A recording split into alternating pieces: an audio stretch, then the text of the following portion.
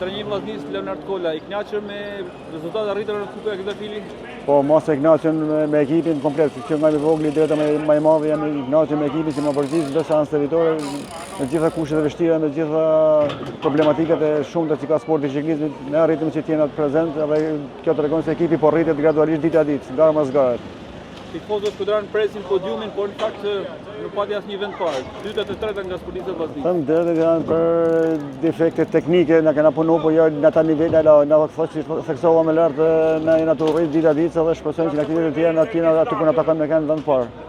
Një numër i madh sportistësh nga ekipi vllaznisë. Kjo tregon që të rinjt kanë dëshirë sërish të merren me këtë sport. Padyshim, kena shumë provime të ekipit ciklizmit dhe bëj thirrje edhe disa instancave që ta mbështesin këtë sport, sa sport shumë i kushtueshëm, sport që rinia e don shumë.